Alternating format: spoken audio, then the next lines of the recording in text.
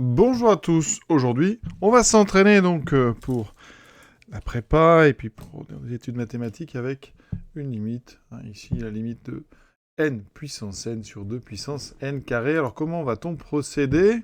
Je vais vous donner un petit indice pour faire ce genre de limite parce que c'est pas évident, c'est une forme indéterminée, plus l'infini sur plus l'infini, eh bien on va passer par une forme exponentielle. Autrement dit, il faut savoir que quand on prend un nombre a strictement positif, eh bien a puissance n, si je prends un entier ici, eh bien a puissance n peut s'écrire exponentielle de n, ln de a. C'est ce qu'on va faire ici avec notre numérateur et notre dénominateur. Donc ici, an, on va l'écrire, alors on avait n, donc exposant n, 2 exposant n carré. Il faut bien comprendre que le carré est pour le n. Donc n exposant n, c'est exponentielle de n fois ln de n. D'accord ? Utilise la propriété précédente pour a égale n. Et ensuite, pareil, ici, je vais écrire exponentielle de n carré ln de 2. Et maintenant, on a un quotient de 2 exponentielles. Et c'est pour ça que cette méthode est particulièrement appropriée quand on a des quotients, parce qu'ici, on aura l'exponentielle de n ln de n moins n carré ln de 2. Et donc, à l'intérieur de notre exponentielle, on a maintenant ici le terme d'une suite que je vais appeler par exemple un, et on va étudier un. Alors ici un, c'est une forme indéterminée, on a plus l'infini moins plus l'infini, donc il va falloir la transformer. Vous voyez, donc ici on écrit n ln de n moins n carré ln de 2, on va factoriser par ce qui nous paraît prépondérant.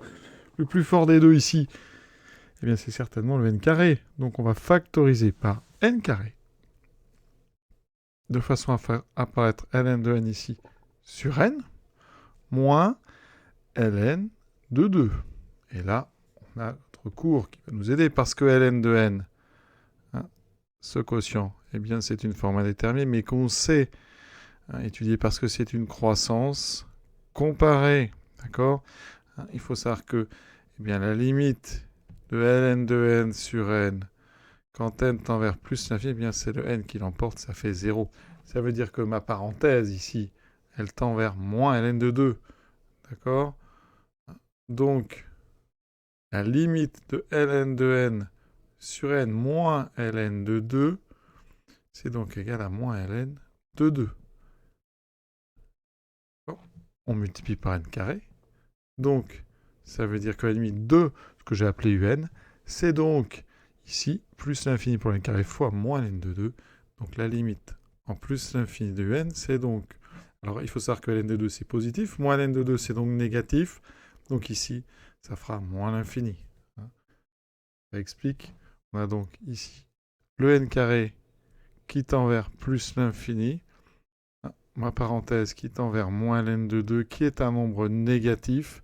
Donc le produit tend vers moins l'infini. Et ça, vous le mettez dans l'exponentielle pour former an, vous voyez ? Donc, la limite par composition d'exponentielle de u de n, eh bien, il faut aller chercher la limite d'un exponentiel quand ce qu'on met dedans tend vers moins l'infini. Et l'exponentielle moins l'infini, ça tend vers 0. D'accord ? Conclusion.